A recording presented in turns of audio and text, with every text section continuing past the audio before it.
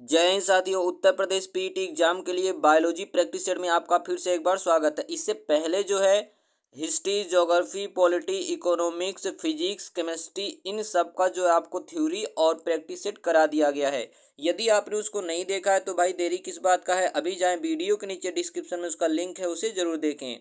तो चलिए आज का वीडियो स्टार्ट करते हैं। आज का देखिए पहला क्वेश्चन आपसे क्या पूछा गया है कि भाई रसधानियाँ तरल से भरी हुई गुहिकाएं हैं। क्या है? पहला दिया आपका स्टार्च से, दूसरा है प्रोटीन, तीसरा है वसा गोलिकाएं और चौथा दिया आपका कोशिका रस। कौन सा सही होगा? तो याद रखिएगा पहले का आपका जो सही है वो आपका कौन सा है? डी, कोशिका रस आपका सही हो जाएगा। रिक्तिकाएं या रसधानियां कोशिका रस से भरी हुई गुहिकाएं होती हैं। कोशिका रस कोशिका की स्थिरता बनाए रखने का विशेष कार्य करता है। इसके अतिरिक्त याद रखिएगा यह भंडार की तरह भी कार्य करता है, क्योंकि इसमें जल, भोजन एवं उपापचय की अप्रधान रचनाएं होती हैं। ठीक है, तो फर्स्ट का आपका हो जाएगा डी वाला सही हो जाएगा। क्वेश्चन नंबर 2 आपसे पूछा गया कि नाभिक का कार्य क्या होता है। नाभिक का कार्य क्या होता है, आपसे ये दूसरा पूछा गया है।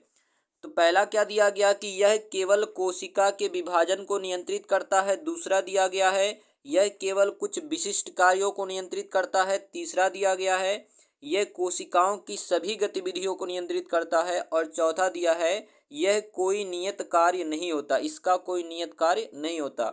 तो यहाँ पे जो दिया गया है ऑप्शन नंबर सी आपका बिल्कुल सही जवाब है। यह कोशिकाओं की सभी गतिविधियों को नियंत्रित करता है।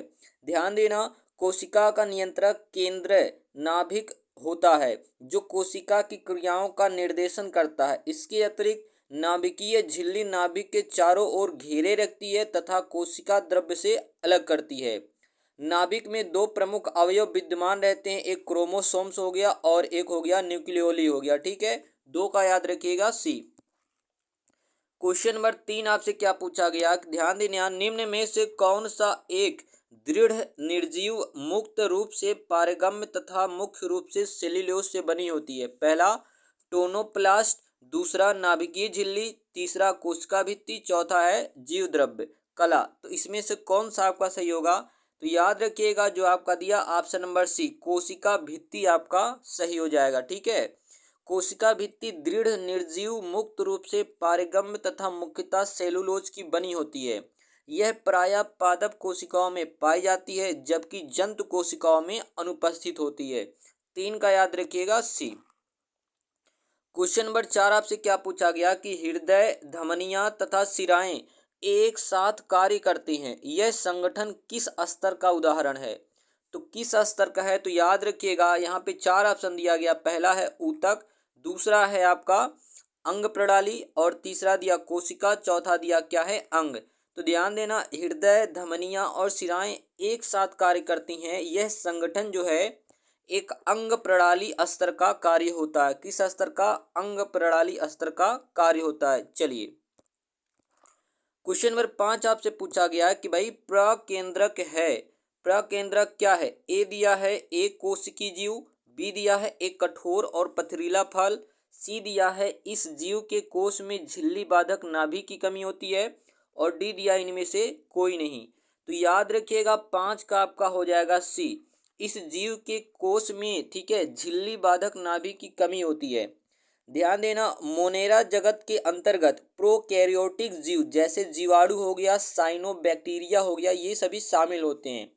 इनकी कोशिका आद्य यानी कि प्रीमिटिव होती है तथा इनके केंद्रक कला न्यूक्लियर मेम्ब्रेन का अभाव होता है। ठीक है, 5 का हो जाएगा आपका सी। क्वेश्चन नंबर 6 आपसे क्या पूछा गया कि निम्नलिखित में से कौन सा एक कोशिकीय जीव नहीं है? तो यहाँ पे याद रखिएगा जो दिया है क्वेश्चन नंबर 6 का आपका हो जाएगा एक केचुआ। ठीक है, ये आपका हो जाएगा केचुआ। इसके अतिरिक्त ध्यान देना जो यहाँ पे दिया गया पैरामीशियम तथा अमीबा सॉरी, तो यहाँ पे देखो पैरामीशियम दिया है और अमीबा। ध्यान देना, संघ प्रोटोजोआ के अंतर्गत आने वाले एक कोशिकीय जीव हैं। ये प्रोटिस्टा जगत के प्राणी है। ठीक है, प्रोटिस्टा जगत के प्राणी है। जीवाणु मोनेरा जगत के अंतर्गत आने वाले एक कोशिकीय जीव हैं। केचुआ संघ एनिलिडा के अंतर्गत आने वाला बहुकोशिकीय है। तो भाई प्रश्न क्या पूछा था, निम्नलिखित में से कौन सा एक कोशिकीय जीव नहीं है, तो केचुआ। केचुआ क्या है, एनिलिडा संघ का बहुकोशिकीय जीव है, ठीक है। क्वेश्चन नंबर 7 आपसे पूछा गया, अमीबा है एक कोशिकीय पादप, एक कोशिकीय जंतु, लघु कीट है या एक प्रकार की छोटी मछली है। तो अमीबा क्या है, तो एक कोशिकीय जंतु है। क्या है, एक कोशिकीय जंतु है। क्वेश्चन नंबर 8 आपसे पूछा गया कि अमीबा के बारे में निम्नलिखित में से कौन सा विकल्प सही है। पहला दिया कि सभी कोशिका कार्य नहीं करती, ये तो गलत है। सूक्ष्मदर्शी नहीं होता, ये भी गलत है। चलिए सी वाले ऑप्शन की बात करते हैं, देखते हैं सी वाला क्या दिया है। एक कोशिकीय, हाँ जी ये आपका सही हो जाएगा। अमीबा कैसा होता है, एक कोशिकीय होता है, तो आपका सी आपका सही हो जाएगा। चलिए क्वेश्चन नंबर 9 आपसे पूछा गया कि भाई बैंगन के आनुवंशिकता तकनीकी से विकसित रूप से बीटा ब्रिंजाल के नाम से जाना जाता है, इसका उद्देश्य क्या है। तो इसका उद्देश्य बेसिकली क्या होता है, उसको नाशक जीव प्रतिरोधक बनाने के लिए, ठीक है। 10 नंबर क्वेश्चन में आपसे पूछा गया कि हरगोविंद खुराना को किस खोज के लिए नोबेल पुरस्कार से सम्मानित किया गया। तो याद रखिएगा यहाँ पे 4 ऑप्शन दिया गया है। पहला अनुवांशिक कूट, दूसरा भ्रूण, तीसरा हार्मोन, चौथा दिया है प्रौढ़ता। तो अगर बात करें तो डॉक्टर हरगोविंद खुराना को तो सन 1968 में, इन 1968 में अनुवांशिक कूट के लिए, ठीक है, अनुवांशिक कूट की खोज के लिए इन्हें नोबेल पुरस्कार से सम्मानित किया गया था। क्वेश्चन नंबर 11 आपसे पूछा गया है कि ध्यान देना, आनुवंशिकता नियंत्रण के घटकों के लिए जीन पद का चयन किसने किया था, डॉट डॉट ने किया था। तो याद रखिएगा जो जीन पद का चयन है वो किसने किया था, तो डब्ल्यू जॉनसन ने। किसने किया था, डब्ल्यू जॉनसन ने किया था। आपका डी वाला सही हो जाएगा। नेक्स्ट देखना क्वेश्चन नंबर 12, वंशानुगत स्थानांतरण की इकाई क्या है। तो यहाँ पे आपका सही हो जाएगा जीन। ये क्या है, जीन है जो एक वंश से दूसरे वंश में क्या करता है, लक्षणों को ले जाता है। क्वेश्चन नंबर 13 आपसे पूछा अनुवांशिकता पर, ठीक है, अनुवांशिकता पर पथ प्रदर्शक कार्य करने वाले मेंडल क्या थे। तो अगर मेंडल की बात करते हैं तो ध्यान देना, एक प्रकार के ये क्या थे, सन्यासी थे, ठीक है। मेंडल क्या थे, एक सन्यासी थे। तो भाई अनुवांशिकता पर पथ प्रदर्शक कार्य करने वाले ग्रेगर जॉन मेंडल एक सन्यासी थे। ग्रेगर मेंडल प्रयोगात्मक अनुवांशिकी के संस्थापक पिता के रूप में जाने जाते हैं। उनके प्रयोगों से उनके दो सन्यासीकरण उभर के सामने आए। पहला पृथक्करण का नियम और दूसरा प्रबलता का नियम, ठीक है। मेंडल के वंशानुगत, ठीक है, मेंडल के वंशानुक्रम के नियम के नाम से भी जाना जाता है, ठीक है। चलिए नेक्स्ट आपसे पूछा गया है कि भाई मानव कोशिका में गुणसूत्रों की संख्या कितनी होती है। तो भाई गुणसूत्रों की संख्या होती है 46। 46 यानी कि कह सकते हो 23 जोड़े होते हैं, ठीक है। मानव कोशिका में गुणसूत्रों की संख्या कितनी होती है, तो 23 जोड़े या फिर 46 होते हैं। 15 आपसे पूछा गया मानव शरीर में क्रोमोसोम की संख्या कितनी होती है। तो याद रखिएगा क्रोमोसोम की संख्या कितनी होती है, 46 होती है, ठीक है। नेक्स्ट आपसे पूछा गया कि मानव खोपड़ी में कुल कितनी हड्डियां होती हैं। Question number 16। तो अगर बात करें तो कुल मिला जुला के होती है खोपड़ी में 28 हड्डियां होती हैं, ठीक है। जिसमें 8 मस्तिष्क के चारों ओर मस्तिष्क का खोल अर्थात कपाल बनाती है, जबकि शेष 14 हड्डियां चेहरे की होती हैं तथा शेष 6 कर्ण अस्थियां होती हैं, यानी कि कान में पाई जाती हैं, ठीक है। अगला देखना क्वेश्चन नंबर 17 आपसे पूछा गया है कि हड्डी एक प्रकार का उदाहरण है। हड्डी किस प्रकार का उदाहरण है, तो 17 का याद रखिएगा बी, एक प्रकार का संयोजी ऊतक होता है, ठीक है, याद रखिएगा। चलिए नेक्स्ट बात करते क्वेश्चन नंबर 18। तो भाई 18 आपसे क्या पूछा गया है, उस श्वेत तंतुयुक्त संयोजी ऊतक का नाम बताएं जो पेशियों को अस्थियों से जोड़ता है। तो भाई पेशियों को अस्थियों से जो जोड़ता है उसका नाम क्या है, कंडरा है, ठीक है। और जो हड्डी को हड्डी से जोड़ता है, एक अस्थि को अन्य अस्थि से जोड़ता है, उसको हम लोग क्या बोलते हैं, स्नायु बोलते हैं, ठीक है। उसको क्या बोलते हैं, स्नायु बोलते हैं, याद रखिएगा। यानी कि पेशी को हड्डी से जो जोड़ेगा उसको बोलते हैं कांड्रा, ठीक है। और जो हड्डी को हड्डी से जोड़ता, अस्थि को अस्थि से, उसको क्या बोलते हैं, तो याद रखिएगा टेंडम बोलते हैं या स्नायु बोलते हैं, ठीक है। चलिए लीगामेंट क्या करता है, तो हड्डी को पेशी से जोड़ता है। नेक्स्ट देखना क्वेश्चन नंबर 20 आपसे पूछा गया कि हड्डी और पेशी को जोड़ता कौन। तो अभी आपको बताया गया है, तो 20 का याद रखिएगा बी, कांड्रा जोड़ता। क्या? हड्डी को पेशी को कौन जोड़ता है? कांड्रा। 21 आपसे पूछा गया लाल रक्त का, ठीक है, रक्त का लाल रंग किसके कारण होता है। तो बेसिकली ये होता है हीमोग्लोबिन के कारण होता है लाल रंग, ठीक है। क्वेश्चन नंबर 22 आपसे पूछा गया हीमोग्लोबिन क्या है। तो याद रखिएगा हीमोग्लोबिन जो आपका होता है रक्त के पदार्थ का रंग होता है, ठीक है। रक्त के पदार्थ का रंग होता है क्या? हीमोग्लोबिन होता है। क्वेश्चन नंबर 23 आपसे पूछा गया कि रुधिर का शुद्धिकरण होता है। पहला दिया आपका हृदय में, दूसरा दिया गुर्दे में, तीसरा दिया फेफड़े में, चौथा दिया है हड्डियों में। तो अगर इसकी बात करते तो रुधिर का शुद्धिकरण होता है वो किस में होता है? गुर्दों में होता है, ठीक है। क्वेश्चन नंबर 24 आपसे पूछा गया एटीपी का पूर्ण रूप क्या होता है। तो इसका पूर्ण रूप होता है एडिनोसिन ट्राइफॉस्फेट होता है। क्या होता है? एडिनोसिन ट्राइफॉस्फेट होता है। 24 का आपका हो जाएगा ए। और जो ऊर्जा हमारे अंदर संचित होती है वो एटीपी के रूप में ही होती है। क्वेश्चन नंबर 25 आपसे पूछा गया कि भाई मानव में इस प्रकार का निषेचन होता है, कैसा होता है। तो 25 का याद रखिएगा बी, आंतर निषेचन होता है, ठीक है। क्वेश्चन नंबर 26 आपसे पूछा गया है कि भाई चार कक्षीय हृदय वाले सरीसृप का नाम लिखें। हाँ, सरीसृप वर्ग का कौन सा जीव जिसमें चार हृदय कक्ष पाए जाते हैं। तो 26 का याद रखिएगा डी, मगरमच्छ, ठीक है। चलिए क्वेश्चन नंबर 27 आपसे पूछा गया कि वह स्तनधारी जो अंडे देता है, वह स्तनधारी जो अंडे देता तो वो कौन सा है।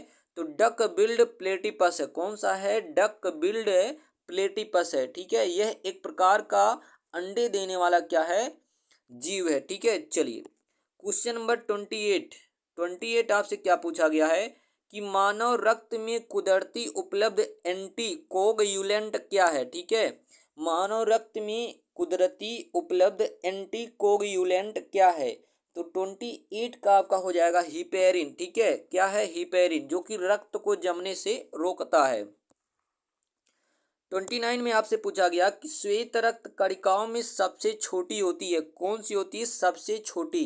तो याद रखिएगा लिम्फोसाइट होती है। क्या होती है? सबसे छोटी क्या होती है? लिम्फोसाइट होती है। ध्यान देना लिम्फोसाइट की संख्या श्वेत रुधिराणुओं की संख्या का लगभग 20 से 30% होता है, ठीक है। आकार में सबसे बड़ी रुधिर कणिका मोनोसाइट्स होती है। सबसे बड़ी कौन सी होती है? तो याद रखिएगा मोनोसाइट। और सबसे छोटी कौन सी होती है? तो लिम्फोसाइट होती है।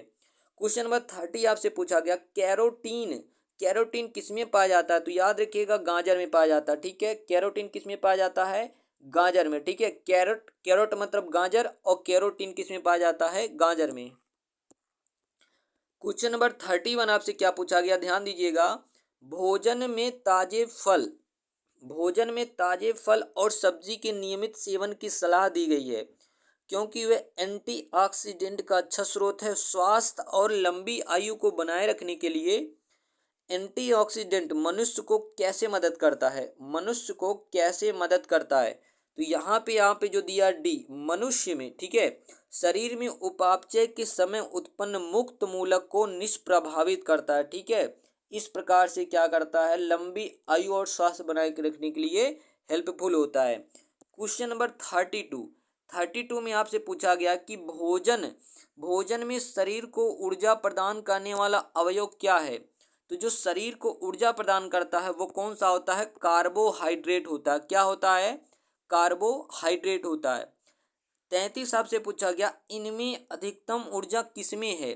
तो भाई अगर बात करें तो सबसे जो अधिकतम ऊर्जा होता है वो किसमें होता है? वसा में होता है, ठीक है। लगभग 9.3 किलो कैलोरी पर ग्राम होता है, ठीक है। चलिए आगे बात करते हैं क्वेश्चन नंबर 34। वसीय पदार्थ ज्यादा खाने से होता है, क्या हो जाएगा। तो याद रखिएगा मोटापा, ठीक है। क्या हो जाएगा? मोटापा हो जाएगा। ए वाला आपका सही हो जाएगा 34 का ए। नेक्स्ट की बात करते हैं क्वेश्चन नंबर 35। निम्नलिखित में से किसे रक्षात्मक खाद्य के रूप में जाना जाता है। तो किसे जाना जाता है? विटामिन को जाना जाता है, ठीक है। और विटामिनों की कमी से हीनता जन्य रोग हो जाता है। नेक्स्ट देखिएगा आपसे पूछा गया कि लाल चींटियों में निम्न में से कौन सा अम्ल पाया जाता है। तो अगर लाल चींटियों की बात करें, चार ऑप्शन दिया गया। पहला ए है साइट्रिक अम्ल, बी ऑक्जेलिक अम्ल, सी फॉर्मिक अम्ल, डी एसिटिक अम्ल। तो बेसिकली जो लाल चींटियां होती है इसमें क्या पाया जाता है, फॉर्मिक अम्ल पाया जाता है। ठीक है, 36 का आपका हो जाएगा सी। 37 में देखना आपसे पूछा गया, यह शाखा अस्थियों के सिरों को ढकती है और जोड़ों में घर्षण कम करती है, यह किससे ढका जाता है। तो 37 में देखना चार ऑप्शन दिया है। ए अस्थिरज्जु, बी उपास्थि, सी मांसपेशी, डी आपका दिया है कंडरा। तो 37 का आपका हो जाएगा बी उपास्थि हो जाएगा। ठीक है, चलिए 38 में आपसे क्या पूछा गया, क्वेश्चन नंबर 38, मानव शरीर में कुल कितनी अस्थियां पाई जाती हैं। ए 427, बी 206, सी 103 और डी दिया है 68। तो अगर बात करें मानव शरीर में अस्थियों की संख्या, तो ये कितना पाया जाता है, तो याद रखिएगा 206। ठीक है, कितनी, 206। 39 आपसे पूछा गया, आंख का कौन सा हिस्सा जिसे ट्रांसप्लांट किया जाता है। ए दिया है कॉर्निया, बी लेंस, सी रेटिना, डी पूरी आंख।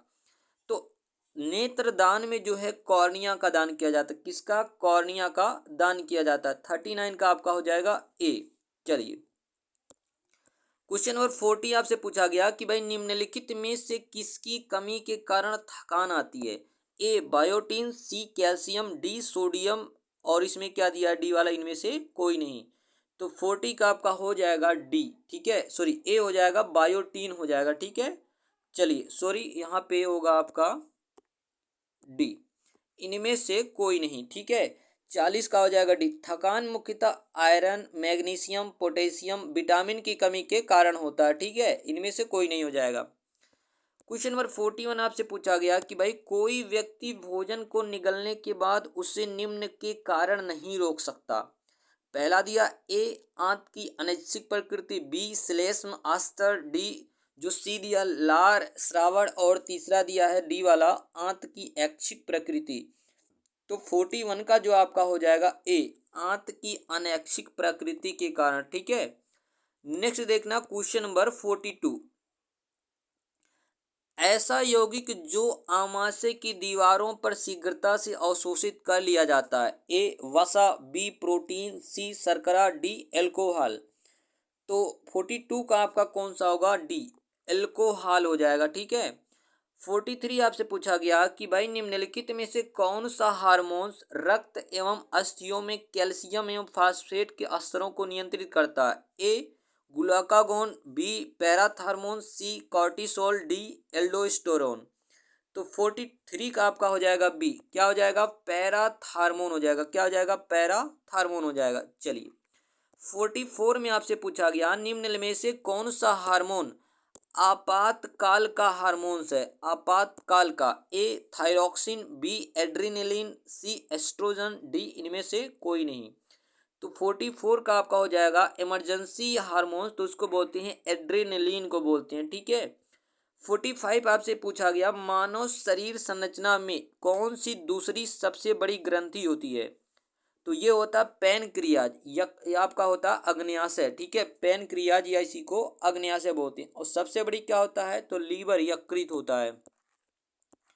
46 आपसे पूछा गया मानव रक्त के किस समूह को सर्वजन दानी कहा जाता है।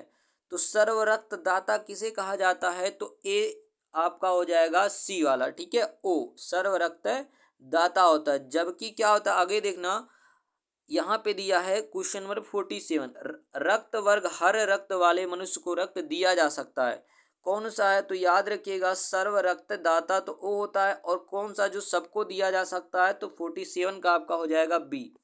कौन सा हो जाएगा, बी।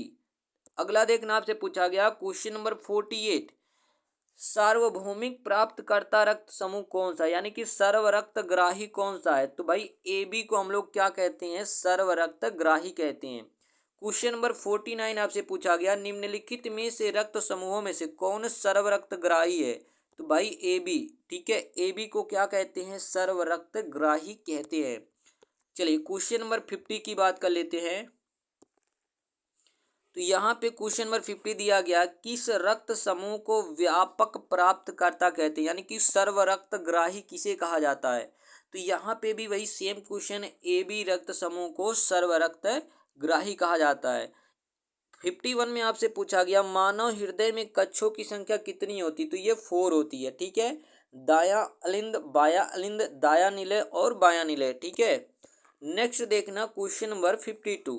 रुधिर परिसंचरण तंत्र की खोज किसने किया, यानी कि रुधिर परिसंचरण तंत्र या फिर रक्त परिसंचरण तंत्र, इसकी जो खोज किया वो किसने किया, विलियम हार्वे ने। ठीक है, नेक्स्ट की बात करते हैं क्वेश्चन नंबर 53। आपसे पूछा गया अत्यधिक शराब सेवन का परिणाम क्या होता है, तो बेसिकली जो इसका इफेक्ट देखने को मिलता है ये लीवर सिरोसिस। ठीक है, लीवर सिरोसिस देखने को मिलता है।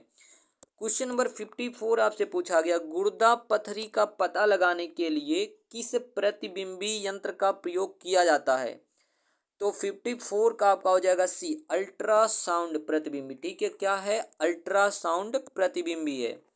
नेक्स्ट देखना सीटी स्कैन के आविष्कारक कर्ता कौन है, सीटी स्कैन के आविष्कारक कर्ता कौन है, तो 55 का आपका हो जाएगा ए, हाउस फील्ड है। कौन है, हाउस फील्ड है। क्वेश्चन नंबर 56 किस गुर्दे के विकार से जुड़ा जाता है, किसे गुर्दे के विकार से जोड़ा जाता है, पहला वेंटिलेटर, बी है डायलिसिस, सी है पेसमेकर, डी है बैरो पेसिंग।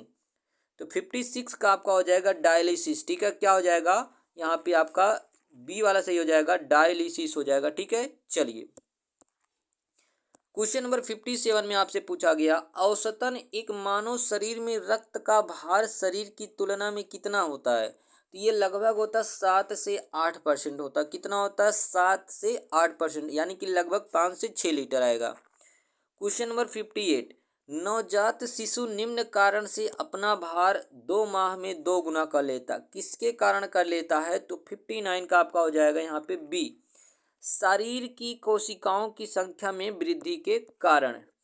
59 आपसे देखना क्या पूछा गया कि दिए गए कथनों का अवलोकन करें। पहला दिया है यह अकाल मृत्यु का कारण हो सकता है यदि जहरीली शराब पिया जाए। दूसरा दिया अल्कोहल पीना यकृत को नुकसानदायक पहुंचाता है। तो 59 में देखना आपको ऑप्शन भी दिया गया है। पहला क्या दिया है, ए और आर दोनों सही है, परंतु आर कथन ए का सही कारण नहीं है। बी वाला क्या दिया है, 59 का बी, ए और आर दोनों सही है, आर कथन ए का सही कारण है। तो जी हाँ, आपका यही सही हो जाएगा बी वाला। ठीक है, ए और आर दोनों कथन सही है और जो आर वाला कथन है वो ए का सही एक्सप्लेनेशन, सही रीजन है। चलिए नेक्स्ट क्वेश्चन की बात कर लेते हैं हम लोग। क्वेश्चन नंबर 60 आपसे पूछा गया है कि भाई निम्न में से किसमें HIV सांद्रण होता है, HIV सांद्रण किसमें होता है, तो याद रखिएगा रक्त में होता है। ठीक है, क्वेश्चन नंबर 61 आपसे पूछा गया पोलियो तथा चेचक की बीमारियों के होने का कारण क्या है, तो ये होता है विषाणु होता है। क्या होता है, विषाणु होता है। क्वेश्चन नंबर 62 हैजा किसके कारण होता है, हैजा किसके कारण होता है, तो 62 का याद रखिएगा डी, जीवाणु के कारण। ठीक है, 63 आपसे पूछा गया मानव मस्तिष्क का कौन सा भाग शरीर का संतुलन बनाए रखता है, तो कौन सा भाग होता है, बी अनुमस्तिष्क होता है। कौन सा होता है, अनुमस्तिष्क होता है। क्वेश्चन नंबर 64 आपसे पूछा गया मानव रक्त का पीएच मान कितना होता है, ए 7, बी 7.4, सी 6.3, डी 4.7। तो ये लगभग होता है 7.4 होता है, यानी कि बेसिक कैरेक्टर का होता है, क्षारीय होता है। 65 में आपसे पूछा गया मनुष्य का सामान्य रक्तचाप कितना होता है, तो 80 से 120। ठीक है, 80 से 120 या 120 से 80 आपका सी वाला सही हो जाएगा। चलिए क्वेश्चन नंबर 66 हमारे शरीर में पित्त रस कहाँ से पैदा होता है, तो भाई यकृत में। कहाँ से होता है, यकृत में इसका उत्सर्जन होता है और ये पित्ताशय में जाके इसका संचय होता है। ठीक है, पित्त रस का उत्सर्जन कहाँ से होता है, तो भाई यकृत से होता है और भाई ये पित्ताशय में जाके संचित होता है, इकट्ठा होता है। 67 आपसे पूछा गया लाल रक्त कण यानी कि आपका RBC शरीर के किस अंग में बनता है, तो याद रखिएगा 67 का आपका हो जाएगा ए अस्थि मज्जा में। ठीक है, ये रेड बोन मैरो में बनता है और WBC कहाँ बनता है, येलो बोन मैरो में। 68 आपसे पूछा गया रतौंधी किस विटामिन के कारण होती है, तो भाई विटामिन ध्यान देना ए की कमी से क्या हो जाता है, रतौंधी हो जाता है। ठीक है, और विटामिन ए का रासायनिक नाम क्या होता है, तो रेटिनॉल होता है। ठीक है, सी की कमी से तो भाई आपका क्या हो जाता है, एस्कॉर्बिक अम्ल इसका रासायनिक नाम है और स्कर्वी रोग हो जाता है। ठीक है, और विटामिन ई है आपका क्या, इससे हो जाता है आपका, ध्यान देना, बंधिता रोग हो जाता है। ठीक है, और कैल्सीफिरोल टोकोफिरोल, ठीक है, इसका नाम क्या होता है, टोकोफिरोल होता है। चलिए, विटामिन बी 12 का रासायनिक नाम साइनोकोबालमीन होता है। ठीक है, और भारी रक्तता, इससे बीमारी हो जाती है, भारी अरक्तता। क्वेश्चन नंबर 69 आपसे पूछा गया, निम्न में से किसमें विटामिन ए अधिकतम पाया जाता है, ए आंवला, बी आलू, सी दाल, डी गाजर। तो 69 का याद रखिएगा, डी गाजर में। ठीक है, क्वेश्चन नंबर 70 आपसे पूछा गया है कि भाई सूर्य की किरणें मानव शरीर के लिए निम्न कारकों के उपयोगी है। ए दिया है त्वचा को विटामिन डी देता है, बी हड्डियों व दांतों को मजबूत करती है, सी रक्त प्रवाह नियंत्रित करती है, डी ऑक्सीजन उपलब्ध कराती है।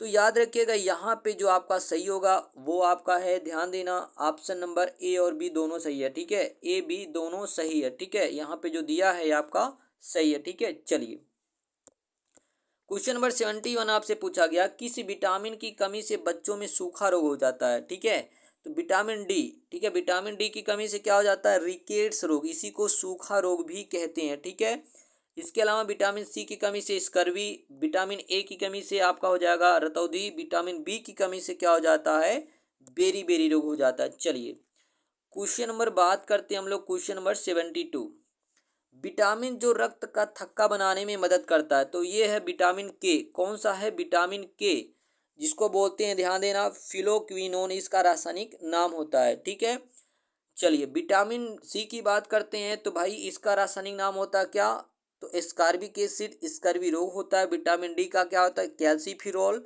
और सूखा रोग इससे हो जाता है या रिकेट्स हो जाता है। विटामिन ए तो आपका क्या है, ध्यान देना, तो ये आपका है टोकोफिरोल। ठीक है, इसका ई का क्या है, टोकोफिरोल, और इसकी कमी से क्या हो जाता है, बंधिता रोग या नपुंसकता रोग। चलिए, क्वेश्चन नंबर 73 की बात करते हैं, किस विटामिन सी, ध्यान देना, विटामिन सी की कमी से कौन सा रोग हो जाता है, तो विटामिन सी की कमी से हो जाता है स्कर्वी रोग, जिसमें ओठ फटने लगते हैं। चलिए, क्वेश्चन नंबर 74 आपसे पूछा गया है कि भाई विटामिन सी की कमी से कौन सी बीमारी होती है, तो अभी हमने पढ़ा, तो भाई स्कर्वी बीमारी। ठीक है, अगला देखना, रतौंधी विटामिन ए की कमी से होता है, रतौंधी विटामिन ए की कमी से होता है, तो स्कर्वी किस विटामिन की कमी से होगा, तो याद रखना विटामिन सी की कमी से होगा। ठीक है, रतौंधी विटामिन ए, तो स्कर्वी विटामिन सी की कमी से। चलिए, क्वेश्चन नंबर 76 आपसे पूछा गया कि मानव शरीर का सामान्य तापक्रम कितना होता है, तो 98.6 फ़ारेनहाइट। ठीक है, 98.6 फ़ारेनहाइट या 37 डिग्री सेल्सियस होता है। ठीक है, यह आपका हो जाएगा डी। अगर फ़ारेनहाइट में बताओगे तो 98.6 फ़ारेनहाइट यानी कि 98.6 डिग्री फ़ारेनहाइट, और अगर आप डिग्री सेल्सियस में बताते हो तो 37 डिग्री सेल्सियस होता है लगभग। चलिए, क्वेश्चन नंबर 77, मानव शरीर के निम्न अंगों में से किसे रासायनिक प्रयोगशाला कहा जाता है, तो किसे रासायनिक प्रयोगशाला कहा जाता है, तो 77 चार ऑप्शन दिया गया है, ए मस्तिष्क, बी वृक्क, सी हृदय, डी यकृत। तो 77 की अगर बात करोगे तो डी आपका हो जाएगा, यकृत हो जाएगा। ठीक है, चलिए, क्वेश्चन नंबर आपसे पूछा गया है 78 मलेरिया रोग का कारण क्या है, ए जीवाणु, बी विषाणु, सी कवक, डी परजीवी। तो इसका जो मेन रीजन होता है वो होता है परजीवी होता है। चलिए, 79 की बात करते, काली मौत किसे कहा जाता है, काली मौत किसे कहा जाता है, तो 79 में याद रखिएगा आपका हो जाएगा बी प्लेग। ठीक है, चूहों से फैलने वाली एक बीमारी होता है। 80 आपसे पूछा गया, गाल ब्लेडर स्टोन का जमा होता है, जमा होता किसके कारण होता है, तो याद रखिएगा डी कोलेस्ट्रॉल के कारण। किसके कारण, कोलेस्ट्रॉल के कारण होता है, आपका हो जाएगा सी का डी। क्वेश्चन नंबर 81 आपसे पूछा गया, पीलिया किस अंग का रोग है, तो पीलिया बेसिकली ये यकृत को प्रभावित करता है। ठीक है, किसको, यकृत को प्रभावित करता है। क्वेश्चन नंबर 82 आपसे पूछा गया है कि भाई डीडीटी किस रसायन का नाम है जिसका उपयोग कीटनाशी के रूप में किया जाता है। ठीक है, जिसका उपयोग किसके लिए किया जाता है, कीटनाशी के रूप में किया जाता है। और डीडीटी का पूरा नाम क्या होता है, डाइक्लोरो डाइफेनिल ट्राइक्लोरो इथेन होता है। ठीक है, डाइक्लोरो डाइफेनिल ट्राइक्लोरो इथेन होता है। क्वेश्चन नंबर 83 आपसे पूछा गया है कि भाई पाँव और मुंह के रोग होते हैं, किसमें होते हैं? तो याद रखिएगा, बेसिकली अगर देखा जाए तो ये मवेशियों में होने वाला विषाणु जन्य संक्रमणीय रोग है। ठीक है, मवेशियों में होने वाला विषाणु जन्य संक्रमणीय रोग है। और इसमें याद रखिए यह रोग प्रायः गाय भैंस बकरी भेड़ सुअर आदि में होता है। ठीक है, तो ध्यान देना, गाय भैंस भेड़ बकरी और सुअर। तो यहाँ पे चलो लगा लेते हैं डी वाला। ठीक है, चलिए क्वेश्चन नंबर 84 आपसे पूछा गया, एड्स का विस्तृत रूप क्या है?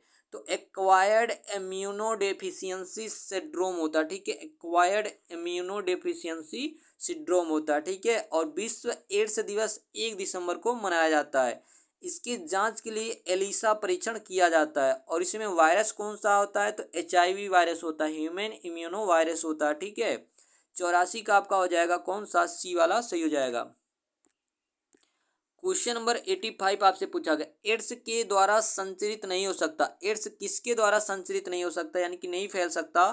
तो गले लगाने से। ठीक है, याद रखिएगा। बाकी लैंगिक संपर्क से, स्तन्य आहार से और रक्तदान से ये हो सकता है।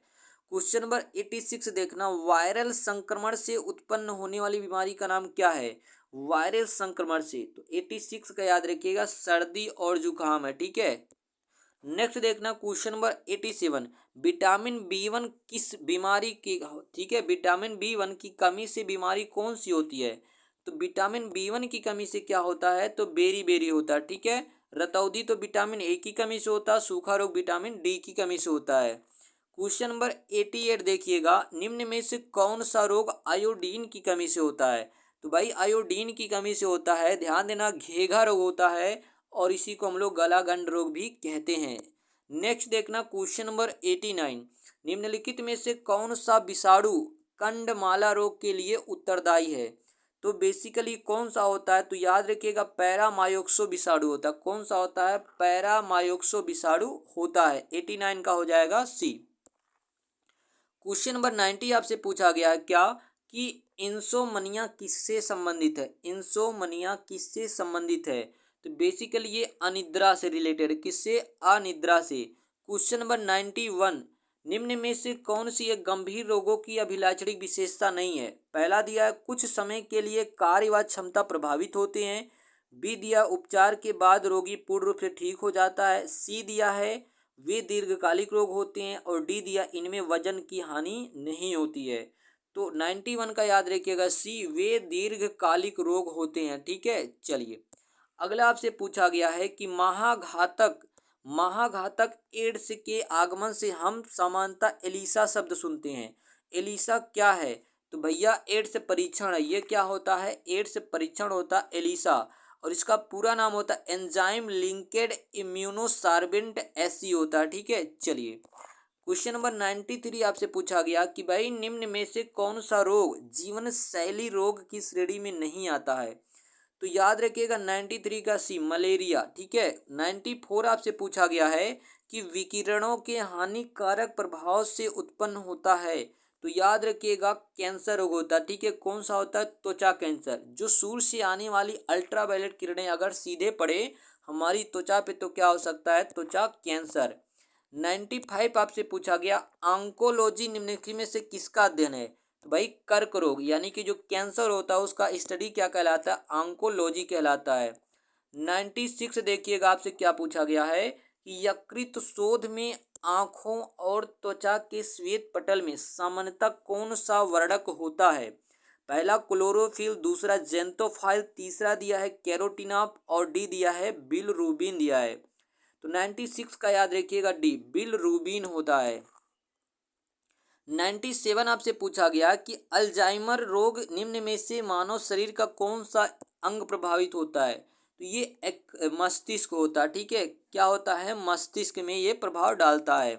98 आपसे पूछा गया है कि रासायनिक रूप से एस्पिरिन निम्नलिखित में से क्या है? तो एस्पिरिन अगर बात करें तो सोडियम एजाइड ये नहीं होता है। चलिए नेक्स्ट ऑप्शन देते हैं हम लोग। 98 में देखना बी वाला जो दिया है ये आपका सही हो जाएगा। क्या होता है? एसिटिल सैलिसिलिक एसिड होता है, ठीक है। क्या होता है? एसिटिक सैलिसिलिक एसिड होता है। क्या? एस्पायरिन, ठीक है। यह एस्पायरिन एक सैलिसिलेट औषधि है जो हल्के दर्दों से छुटकारा पाने के लिए दर्दनाशक के रूप में यूज किया जाता है। 99 आपसे पूछा गया है कि भाई निम्नलिखित में से कौन सा असंचरणीय रोग है। तो 99 में याद रखिएगा कौन सा है असंचरणीय रोग। तो याद रखिएगा मधुमेह। इंसुलिन की कमी से क्या होता है? मधुमेह रोग होता है। अगला देखना 100 आपसे पूछा गया, अधिकांश शैवाल में मुख्य वर्णक और अतिरिक्त वर्णों के रूप में क्लोरोफिल है। भूरे शैवाल में उपस्थित वर्णक कौन सा है? तो याद रखिएगा 100 का आपका हो जाएगा ए, ठीक है। फ्लूकोजेंथोफिल है। क्या है? फ्लूकोजेंथोफिल है। 101 देखना क्या पूछा गया आपसे, सूक्ष्म जीव जो शर्करा के एल्कोहल में परिवर्तन में खमीर कर्मक की तरह कार्य करते हैं उनका नाम क्या है? तो याद रखिएगा खमीर है। क्या है? खमीर है। चलिए नेक्स्ट देखना क्वेश्चन नंबर 102 आपसे क्या पूछा गया है कि भाई फलों के रस में मिलाए जाने वाले खमीर में होने वाले अवायवीय शोषण में शर्करा किस रासायनिक पदार्थ में बदल जाता है? तो 102 का याद रखिएगा आपका हो जाएगा डी, एल्कोहल, ठीक है। क्या हो जाएगा? एल्कोहल। आज के लास्ट क्वेश्चन की बात करते हैं। आपसे क्या पूछा गया है कि भाई लाइकेन लाइकेन एक परस्पर जीवी संयोजन शैवाल और निम्न में से किस एक के बीच में जो है वो क्या है? ध्यान देना क्वेश्चन क्या पूछा गया। लाइकेन एक परस्पर जीवी संयोजन शैवाल और निम्न में से किस एक के बीच में जो है? तो ध्यान देना किस एक के बीच में। तो 103 का याद रखिएगा बी, फंगस। क्या हो जाएगा आपका? फंगस। लाइकेन शैवाल तथा कवक या फंगस के बीच में एक सहजीवी संबंध होता है जिसमें दोनों को एक दूसरे से लाभ होता है। कुछ वैज्ञानिक जैसे क्रोम्बी इस संबंध को हेलोटिज्म कहते हैं। लाइकेन थैलस का शैवाल सहयोगी फाइकोब्लांट कहलाता। अधिकतर लाइकेन में एस्कोमाइसिटीज वर्ग के कवक सहयोगी होते हैं, ठीक है। तो 103 का आपका हो जाएगा बी। तो यहाँ पे आपका मोस्ट इम्पोर्टेंट जो बायोलॉजी का क्वेश्चन था कंप्लीट होता है। आई होप आपको वीडियो पसंद आया होगा। वीडियो पसंद आए तो वीडियो को लाइक करना, चैनल को सब्सक्राइब एवं शेयर करना ना भूलें। इसके बाद जो आपकी वीडियो आएगी वो आएगी हिंदी का प्रैक्टिस सेट, जिसमें आपका पीटी के सिलेबस के अनुसार चाहे आपका संधि हो, समास हो, पर्यायवाची हो, ठीक है, लोकोक्ति हो, मुहावरा, उसको हम लोग कवर करेंगे, ठीक है। तो भाई मिलते हैं अगले वीडियो में, तब तक के लिए धन्यवाद।